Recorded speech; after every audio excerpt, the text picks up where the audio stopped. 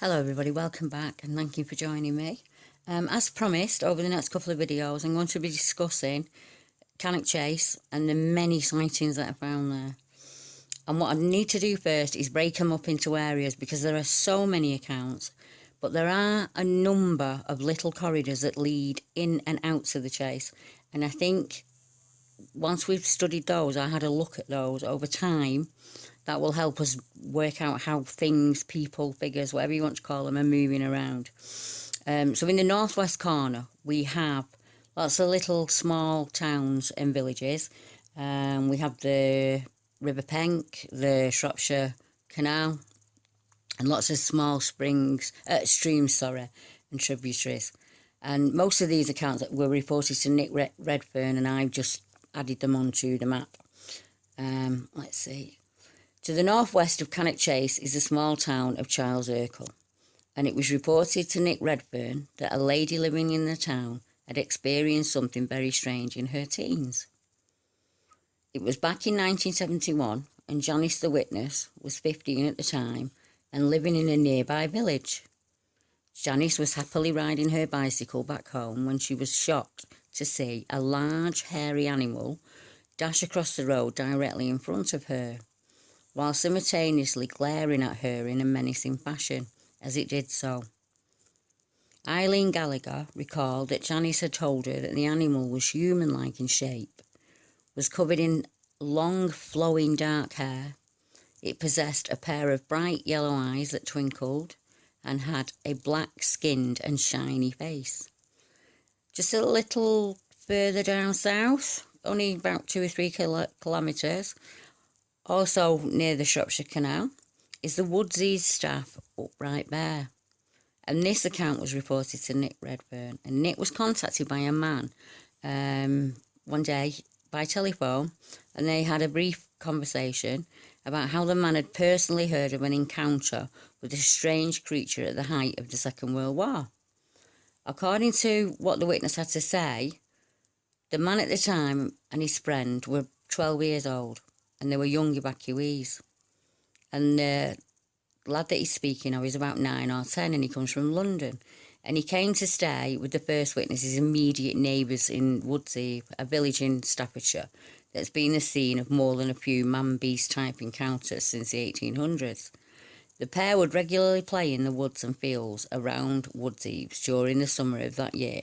However, the young Londoner confided in Nick's caller that he had overheard the husband and wife he was staying with quietly discussing a strange event that had occurred several days earlier, namely the sighting by the husband of a large hair-covered upright bear that had been seen walking menacingly through Woods Eaves shortly after midnight. The witness had apparently been disturbed by the encounter and swore his wife to complete and utter secrecy. My source knew no more than that, and had not spoken to the boy from London for more than half a century.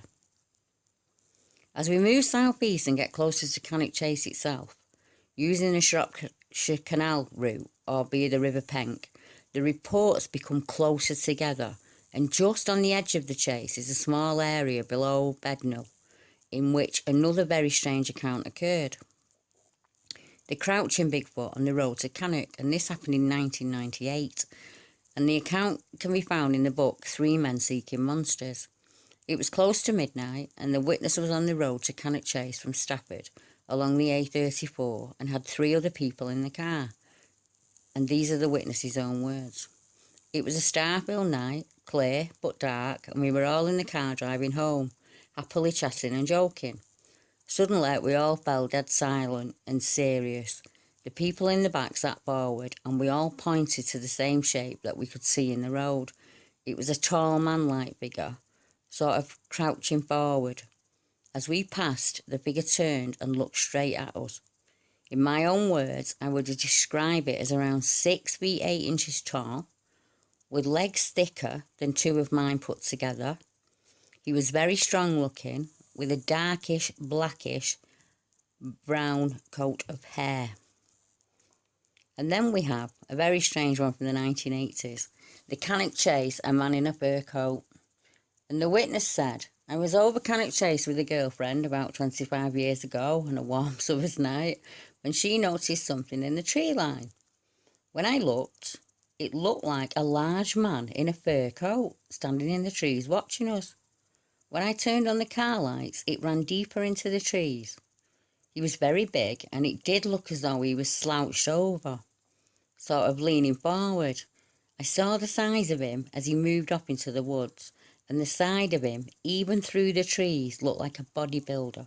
He was really bulky, but he moved with ease through the trees. So if you are going out this weekend, or would be interested in visiting the Chase, for the area north of the Chase, I would follow the Trent and its many similar woods along the way. Also, as I stated before, the River Penk and the Shropshire Canal.